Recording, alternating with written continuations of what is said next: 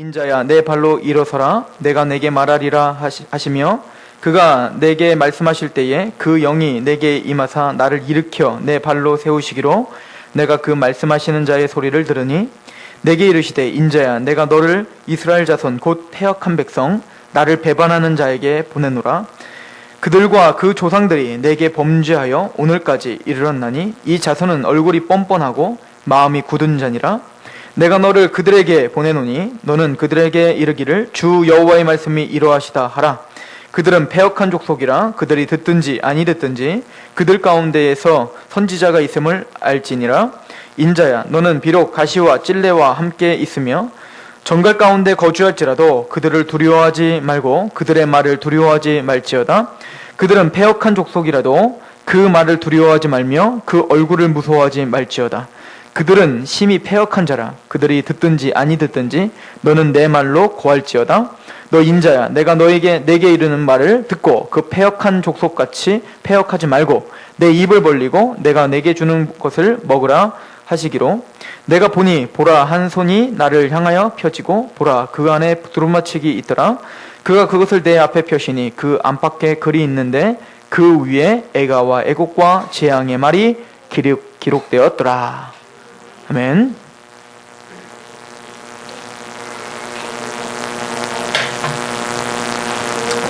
하나님의 에스겔을 하나님의 말씀을 전파하기 위해서 지금 파송하고 있죠. 이 모습을 통해서 우리가 마주쳐야 될 세상, 마주쳐야 될 그 상대들에 대해서 우리가 같이 상고해 보려고 합니다. 여러분들 복음을 갖고 계시죠? 이 복음을 누구에게 전해야 되는 겁니까? 믿음이 없는 사람들에게 전하는 거죠. 세상 사람들에게 전해야 된단 말입니다.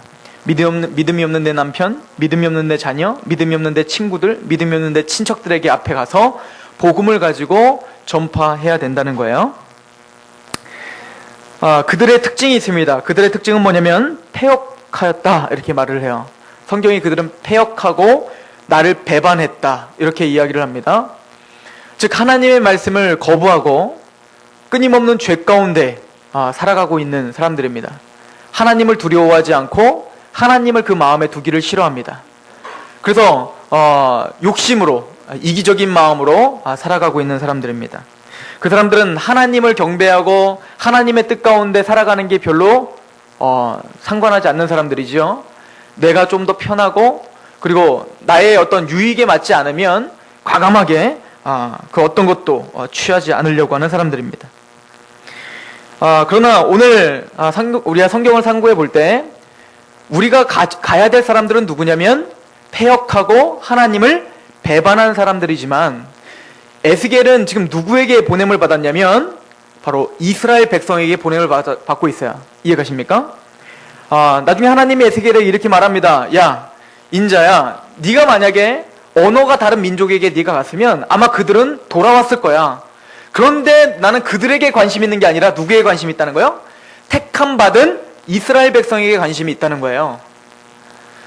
이게 무슨 얘기냐면 오늘 여러분들이 가야 될 사람들은 누구냐면 하나님 앞에 택함 받은 사람이 있어요. 하나님이 작정한 사람이 있다고요. 그 사람이 누구라는 거예요? 내 가족이고 내 친척인 거예요. 나를 만났으니 택했다고 생각하셔야 돼요.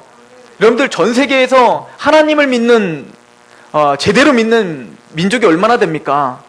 게다가 그런 데서 태어나고 또 우리나라에 그 수많은 교회가 있고 복음을 말하고 있지만 정말 제대로 복음을 이야기하고 제대로 복음을 전파하는 사람들이 또 몇이나 됩니까?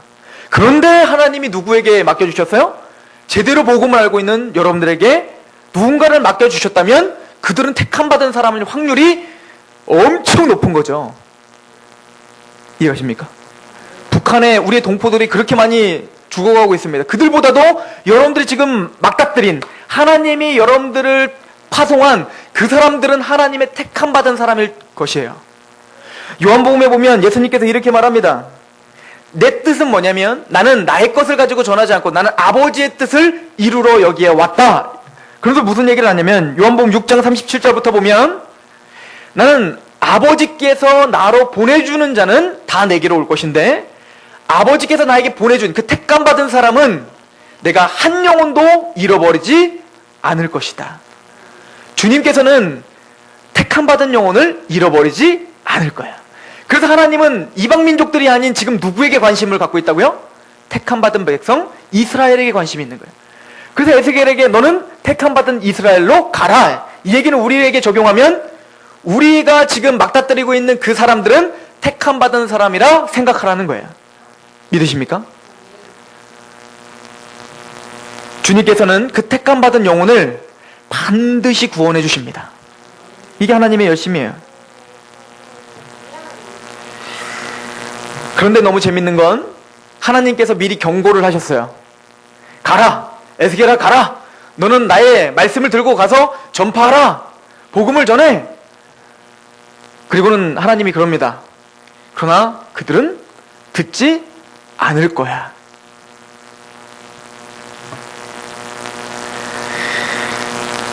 우리가 맞닥뜨려야 될 사람들은 하나님의 말씀을 듣지 않으려고 작정한 사람들입니다. 그 당시에 택함받은 이스라엘 백성들도 하나님의 말씀을 청종치 않는 자들이었어요. 그런데 우리가 맞닥뜨려야 될 그 세상 사람들, 우리가 맞닥뜨려야 될 가족들은 우리의 말을 듣지 않는단 말이에요. 그런데 굳이 또 하나님 어떻게 하래요? 가라는 거예요. 여러분들 안 믿는 사람을 딱 마주대해서 복음을 전할 거로 딱 생각하면 어떤 마음이 딱 들어요? 먼저 가슴이 뛰기 시작합니다. 쿵닥쿵닥쿵닥쿵닥. 얼굴 보는 게 무서워요. 이 사람들 잡아먹는 것도 아닌데 괜히 무서워요. 그래서 하나님이 뭐라고 하냐면 두려워하지 말라, 무서워하지 말라. 우리를 다 알고 계시는 거예요. 그들은 자신의 논리가 딱 있어요. 자신의 논리로 하나님의 말씀을 거부하는 사람들입니다. 야, 예수님을 믿으면 천국 간다고 그런 말이 어딨어. 그럼 이슬람 민족들은 뭐야? 걔네들은 뭐야? 그러면은 이순신 장군은 뭐야? 너무 억울하잖아. 예수님을 뭐 믿을 기회도 안 주고 그럼 그 사람들은 다 지옥 간다는 거야? 하나님이 뭐 그래. 하나님이 천지를 창조하셨다며. 사랑하신다며. 아니 그러면은 뭔가 기회는 줘야 되는데 기회도 없는 사람들은 어떻게 되는 거냐 말이야. 를 비롯해서 아니 지금 전쟁이 나고 그 고통 중에 있고 이런 사람이 있는데 어떻게 하나님은 하나도 그걸 참견을 하지 않지? 아니 김정은, 김일성 이런 애들 얼마나 사람들을 고되게 하고 고통을 받게 했는데 그 사람들에 대해서 하나님은 전혀 움직이지도 않지? 아니 선이 있고 정말 능력이 있는데 왜 그러냔 말이야. 이런 자기들만의 논리를 가지고 하나님의 말씀을 청종하지 않으려고 작정한 사람들이에요. 또한 그 교만이 하나님의 말씀을 듣지 않게끔 만들어요. 됐다 그래. 난 내 유혹을 믿어. 그거는 마음 약한 사람이라 그렇게 믿는 거지. 하나님, 예수님 이거 다 그냥 죽기를 두려워하고 그냥 뭐 이렇게 마음 약하고 정말 희말이 없는 사람들이나 그걸 괜히 만들어가지고 괜히 뭐 하나 붙잡으려고 정신적 히스테리야. 이런 어떤 교만이 가장 약한 사람들이에요.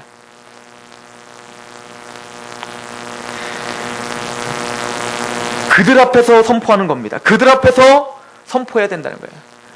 여러분들 그렇게 우리가 복음을 전파하려고 하다 보면 어떤 일이 벌어지냐면 우리 6절을 잠깐 보시면 이렇게 써 있어요. 에스겔서 2장 6절에 인자야 너는 비록 가시와 찔레와 함께 있으며 전갈 가운데에 거주할지라도 그들을 두려워하지 말고 그들의 말을 두려워하지 말지어다. 그들은 패역한 족속이라도 그 말을 두려워하지 말며 그 얼굴을 무서워하지 마라. 전갈과 찔레와 가시와 같다. 이 얘기는 뭐죠? 고통이 따른다는 거예요. 고통이 따른다는 거예요. 믿지 않는 사람들에게 앞에 선다는 건 하나님의 말씀을 전한다는 건 고통이 수반될 수밖에 없다는 거예요. 근데 그 고통이 소방되는데 하나님이 뭐라고 하십니까? 두려워하지 말고 무서워하지 마. 그런데도 우리는 어때요? 두려워하고 무서워해요. 제가 여러분들에게 좀 안정감을 주기 위해서 말씀을 드리는데 모세도 그랬어요. 바로 앞에 네가 가서 내 말을 좀 전해라. 그런데 바로는 너를 보내주지 않을 거야. 분명히 뭐라고 했어요? 바로는 너를 보내주지 않을 거야. 그러니까 마음에 와닿고 딱 얘기했을 때 그건 대적한다는 얘기잖아요. 이미 준비하라고 했어요. 그런데 모세가 진짜 딱 갔더니 어때요? 매몰차게 거절당하고 더 힘든 상황에 오니까 두렵고 하나님께 원망이 나오죠. 이 모세도 그랬어요. 우리가 다 그런 연약한 존재라는 거야. 그만큼 하나님의 말씀을 전하는 것, 그 복음을 선포하는 것, 그건 쉬운 일은 아닌 겁니다. 그러나 우리는 그것을 염두에 두셔야 됩니다. 하나님은 지금 패역하고 하나님을 배반한 민족이지만 마음이 누구에게 가 있다고요? 그 패역하고 배반한 민족에게 가 있어요. 자, 생각해 보십시오. 저는 요런 좀 버릇이 있어요. 버릇이라기보다는 건망증이죠. 그래서 돈을 잘 잃어버려요. 제 주위를 따라다니면 돈을 주실 수도 있어요. 제가 안산에서 교회 이제 재정을 그때 이제 우리 청년들 뭐 하려고 20만 원을 타가지고 그거를 분명히 받은 것까지 기억이 나고 분명히 내 호주머니에 넣은 것까지는 기억이 나는데 그 뒤로는 기억이 안 나요. 근데 돈이 없어진 거예요, 돈이. 그래서 우선 제 돈으로다가 이제 다 우선 사고, 근데 돈이 없어. 여러분들 20만 원을 잊어버렸다고 생각해 보세요. 그러면 어떤 마음이 들어요? 잠이 옵니까? 물론 잠은 옵니다. 잠은 오는데 순간순간 자꾸 떠오르는 거야. 그게 너무 화가 나는 거야. 막 짜증이 밀려오고, 그리고는 찾은 데 또 찾아보고, 찾은 데 또 찾아보고, 아까 안 찾은 거 아니야? 또 찾아보고, 또 찾아보고, 그리고 또 전화해봐. 혹시 거기 봉투 없어? 또 전화해. 거기 혹시 봉투 너 잘 봤어? 끊임없이. 그리고는 한 일주일이 지나고, 그래 포기해야지. 그런데 또 생각나. 와, 그러니까 지금 또 생각나네요. 그 20만 원. 이게 뭐예요? 돈을 잃어버리면 그래요. 그래서 주님께서 무슨 얘기를 하시냐면, 어떤 여인이 동전 하나를 잃어버렸다는 거예요. 그를 찾기 위해서 그 마음이 그 동전 한 입에 온통 쏟아진 것처럼 하나님이 지금 잃어버린 그 영혼에게 마음이 온통 쏟아져 있다는 거예요. 99마리가 내 주위에, 내 품에 99마리의 양이 있더라도 한 마리가 배반하고 한 마리가 길을 잃어버리면 하나님의 마음 온통 거기에 쏟아져 있다는 거예요. 요나를 아시죠? 하나님은 니느웨의 마음이 쏟아져 있었어요. 하나님은 요나에게 그래서 너는 요나에게 가서 내 말을 좀 전해라 그랬어요. 그때 요나가 가기가 싫은 거예요. 그 앞에 서기 두렵고 무서운 것을 떠나서 그냥 가기가 싫은 사람이에요. 거기는 니느웨는 그 당시 어떤 민족입니까? 지금 북이스라엘을 항상 억압하고 괴롭히는 일본 같은 그런 나라 아닙니까? 그냥 뭐 안 줘도 미운 나라예요.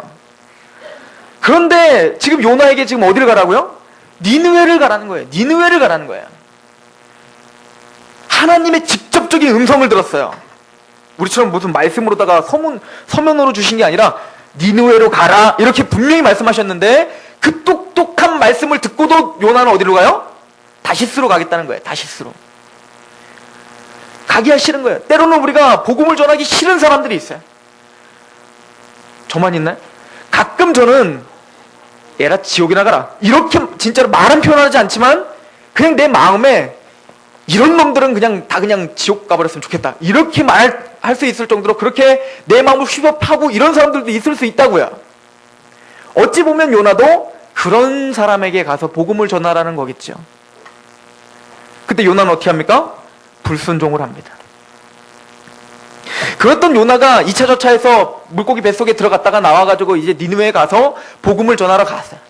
그래서 하나님이 전하라고 하니까 어떻게 했습니까? 원래는 한 3일 길을 다녀야 돼요. 하나하나 이렇게 전하려면 아무리 빨리 걸어도 3일 길을 걸어야 되는 그런 성인데 며칠? 하루 만에 다 전했다는 거예요. 그럼 어떻게 전했다는 거예요? 구원론을 할 수 있는 시간이 없어요. 구원론을 하려면은 3일 길이 뭡니까? 한 6개월은 잡아놓고 이렇게 1단계부터 차근차근 해줘야 되는데, 복음을 전하려면 그렇게 차근차근 좀 정성스럽게 전해야 되는데 요나는 전하기가 싫어 죽겠으니까. 그런데 하나님이 지금 복음을 전하라는 사명을 잃어버리니까 막 물속으로 빠졌다가 막 고난 3일 동안 막 그 고래 뱃속에서 막 너무 냄새도 나고 너무 막 힘들고 고통이 너무 힘드니까 어떻게 되는 거예요? 그래 가자. 그러고 니느웨는 갔지만 막상 전하려고 하다 보니 여전히 마음은 전하기 싫은 거예요. 와, 이런 고집이 어디 있습니까? 근데 이런 고집이 오늘 여기 있잖아요. 제가 그렇고 여러분들은 아닙니까? 그런데 이 니느웨에게 그래서 니느웨에 가서 요나가 복음을 전하는데 이렇게 전하잖아요. 예수님 이러고 전하고 왔는데 놀라운 사실은 그것 때문에 어떻게 됐어요? 아니 그 니느웨 전체 성이 부흥이 일어난 거예요. 부흥. 전체가 다 예수 그리스도를 믿는 역사가 일어났어요. 그래서 한건순 집사님처럼 이렇게 막 아멘하고 기뻐하고 와 주님께 돌아왔다 이러면 좋는데, 요나는 그것 때문에 화가 나가지고 나 이제 죽여주세요. 나 이제 할 거 다 했으니까 날 좀 제발 죽여주시죠. 하나님 하시고 했잖아요. 나 전하기 싫어 죽겠는데 나 통해서 이 사람도 구원 받았잖아요. 됐잖아요. 나 뭐 이제는 뭐 나 괜찮으니까 나 죽게 해주세요. 그 짜증이 너무 심하니까 하나님 앞에 막 원망을 하는 거예요. 그때 하나님께서 예비했던 게 있었어요. 그게 뭡니까? 박농쿨이에요. 박농쿨. 그죠?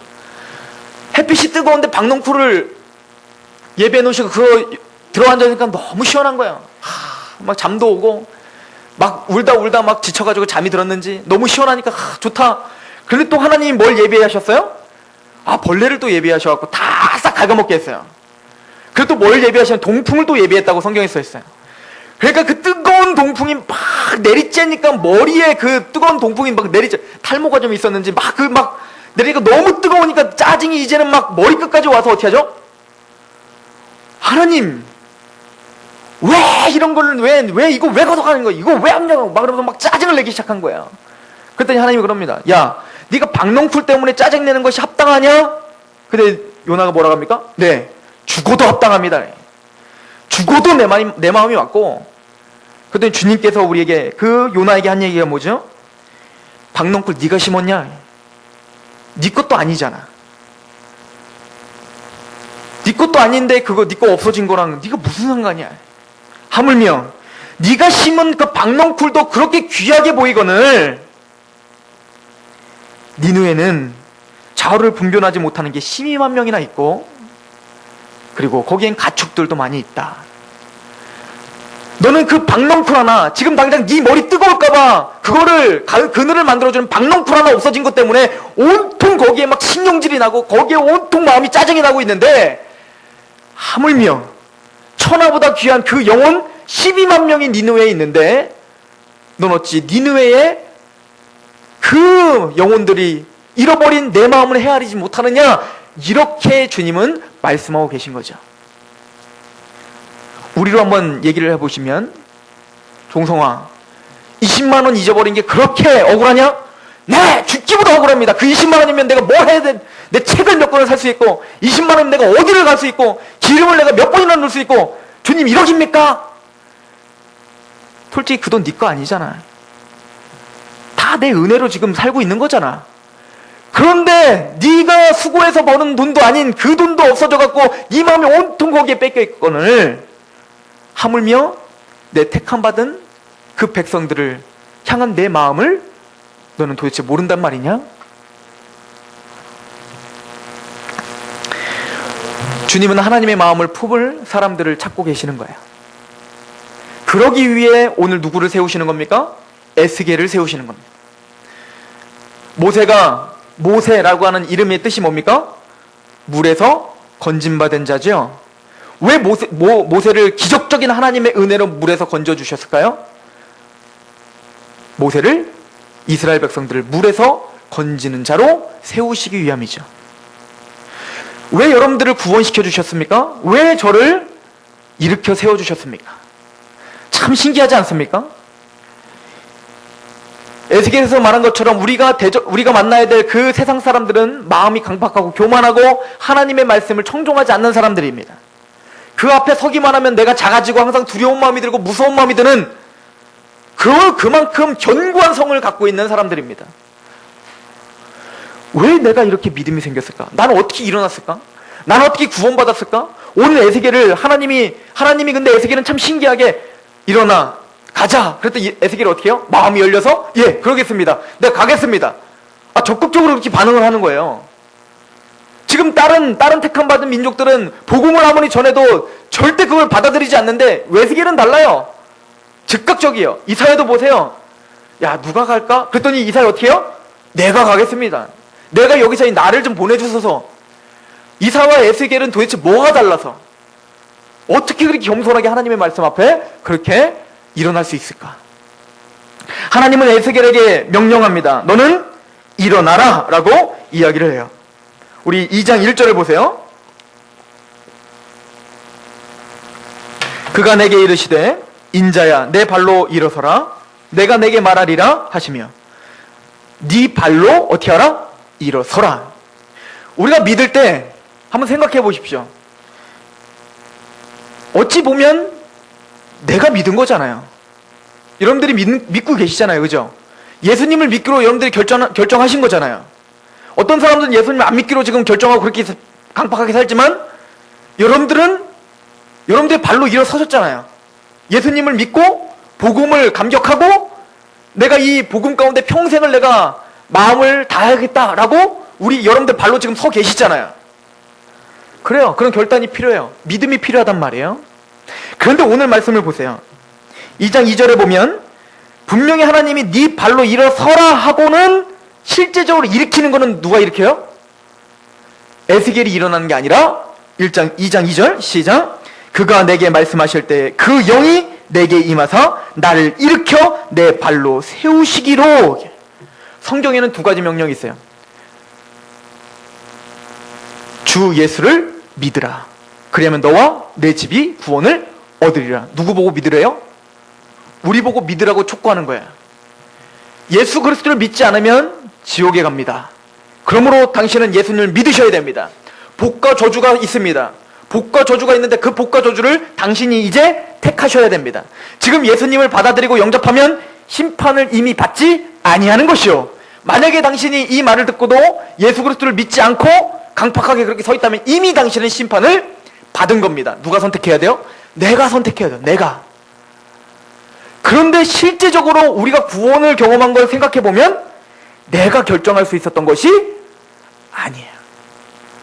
성경에서는 네가 결정해, 믿어 라고 촉구하지만 실제적으로 우리 안에 누가 역사하셨어요? 성령님이 우리를 일으켜 세우신 거예요. 아하, 그래서 하나님은 두려워하지 말고 겁내지 말라고 하는 거구나. 에스겔이 쫓아다니면서 한 사람 한 사람 세우려면 그게 가능하겠습니까?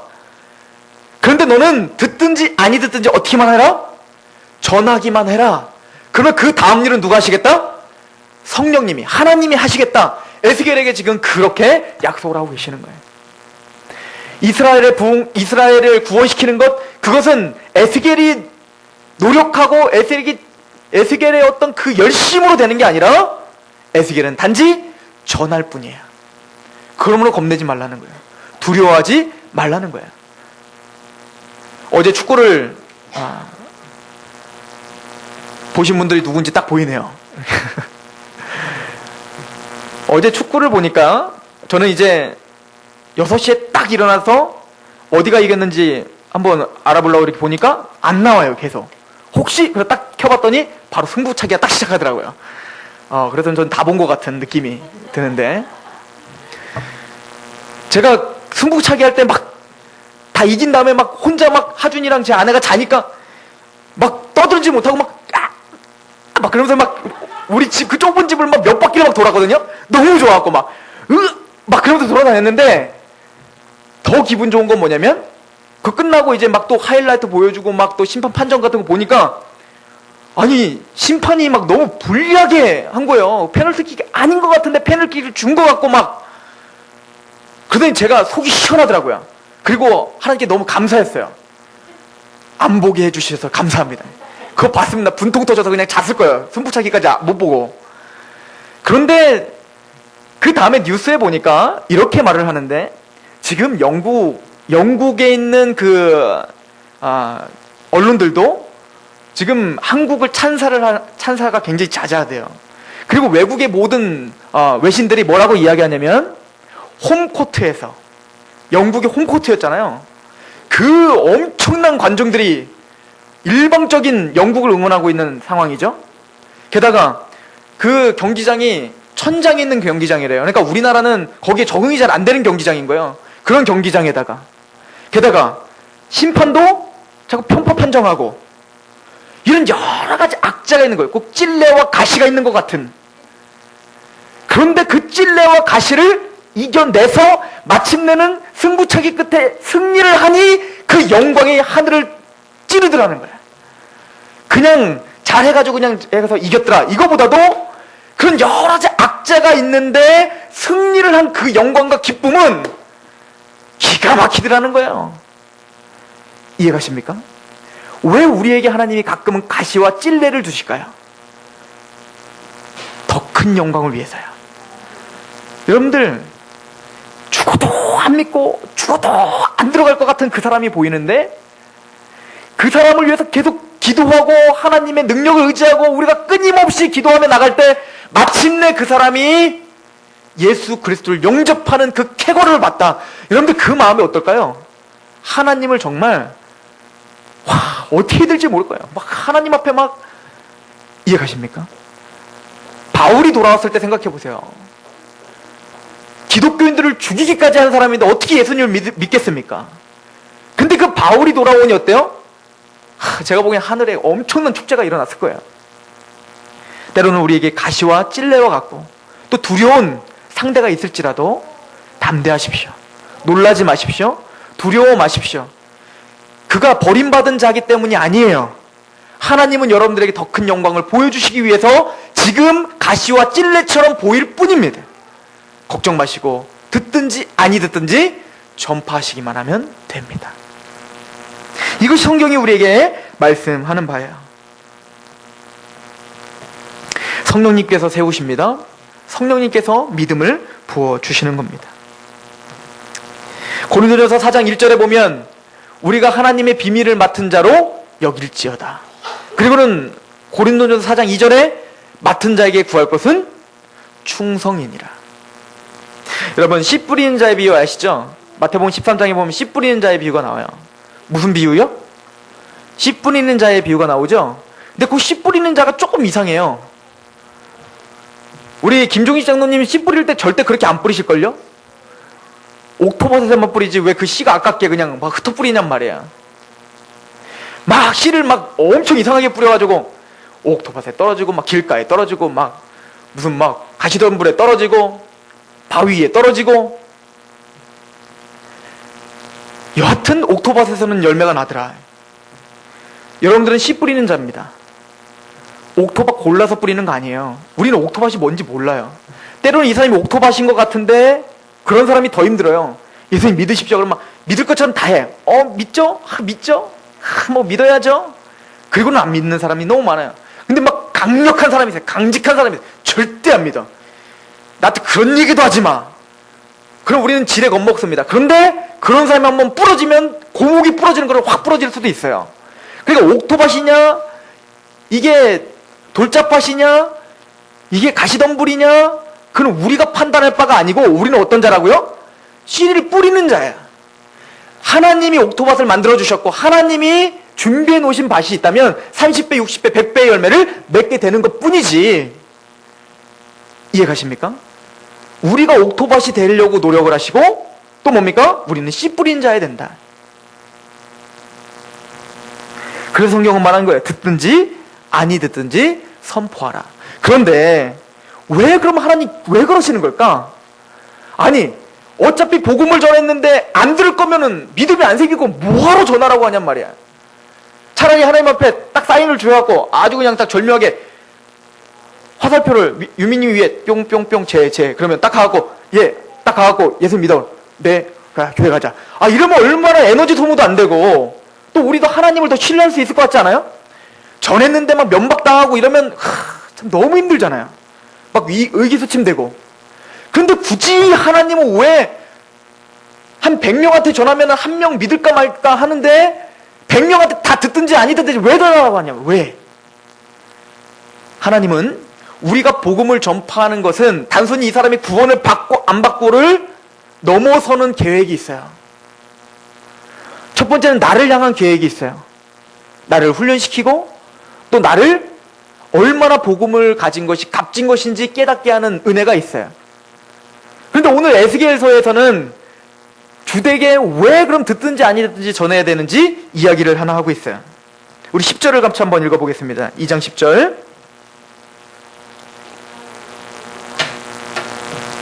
같이 봉독합니다. 시작.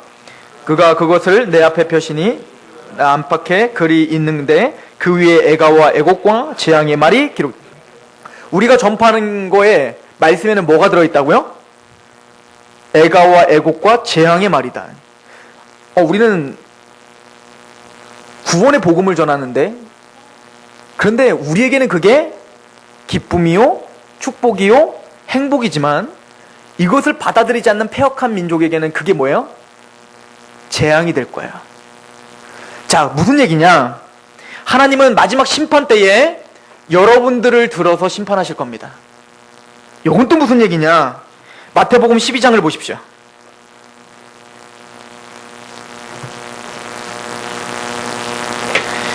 자, 마태복음 12장에 보면 이렇게 써 있어요. 41절부터 보겠습니다. 여러분들이 자주 보셨던 말씀일 건데,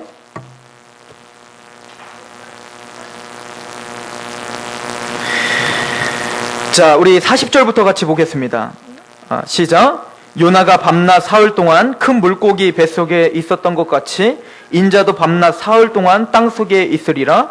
심판 때에 니느웨 사람들이 일어나 이 세대 사람을 정죄하리니 이는 그들의 요나의 전도를 듣고 회개하였음이거니와 요나보다 더 큰 이가 여기에 있으며 심판 때에 남방 여왕이 일어나 이 세대 사람을 정죄하리니 이는 그가 솔로몬의 지혜로운 말을 들으려고 땅끝에서 왔음이거니와 솔로몬보다 더 큰 이가 여기 있음입니다. 자, 무슨 얘기입니까? 마지막 심판 때에 이 세대를 정죄하고 심판할 때 누가 와서 정죄하겠다는 거예요? 니느웨 사람들과 남방 여인이 정죄하겠다는 거거든요.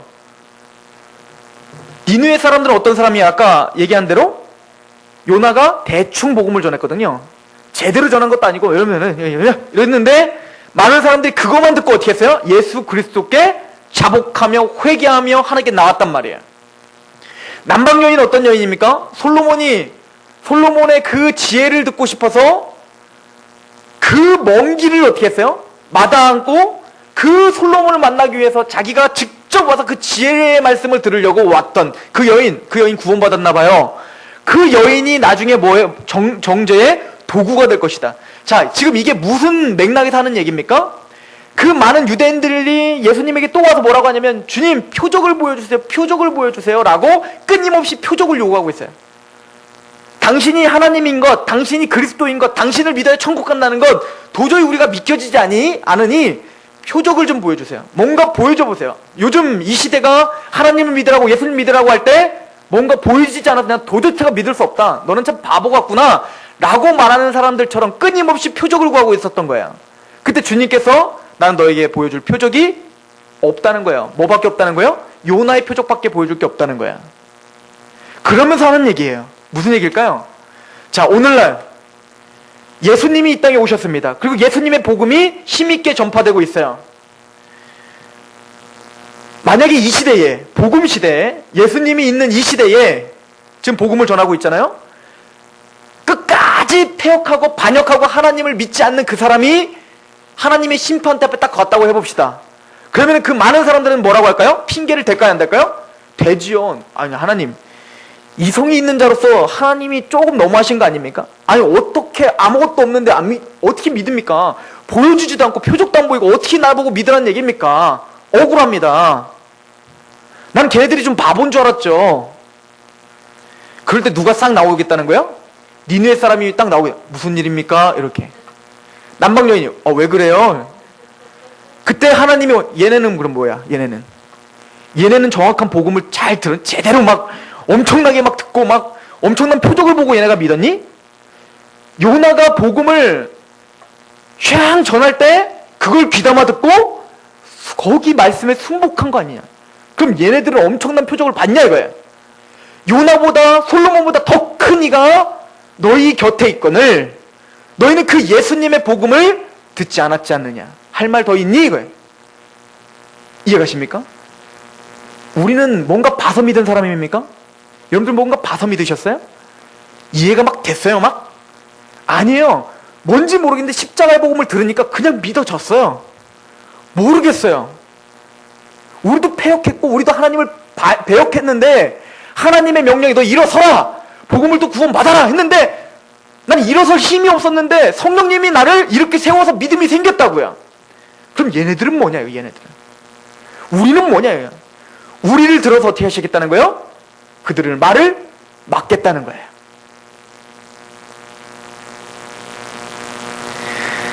누가복음 보면 재밌는 예화가 하나 나오죠. 나사로와 부자 이야기가 나옵니다. 나사로와 부자 이야기가 나올 때 그 부자가 그 뜨거운 불구덩이 너무 힘드니까, 그 지옥에서 너무 힘드니까 어떻게 했어요?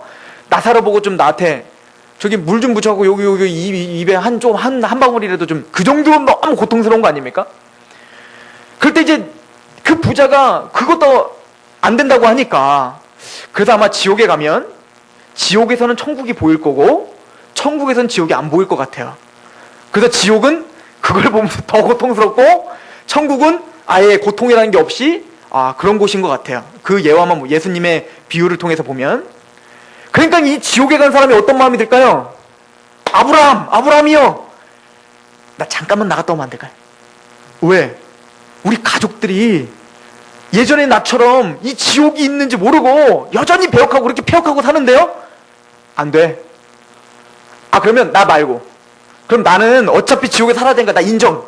그래요, 나 이렇게 고통 당할게요. 대신 나사로 잠깐만 나갔다 오면 안 돼요. 나사로 어차피 천국이니까, 걔 의인이니까 좀 잠깐 보내줬다 오면 안 돼요? 그때 아브라함이 뭐라고 합니까? 안 된다.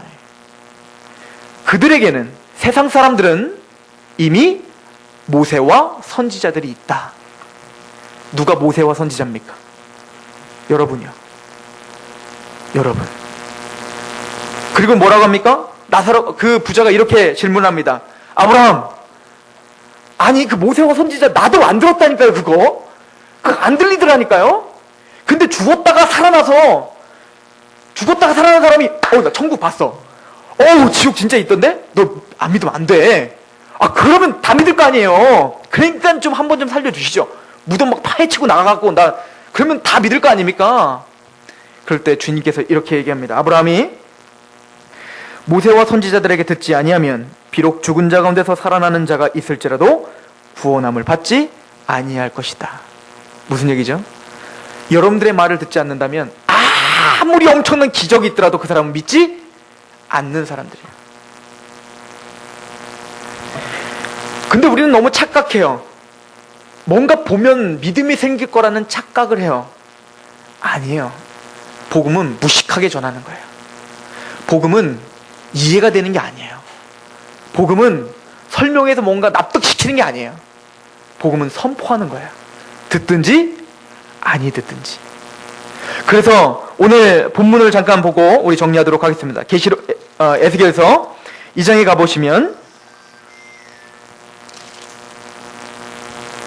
우리 4절부터 잠깐 보겠습니다.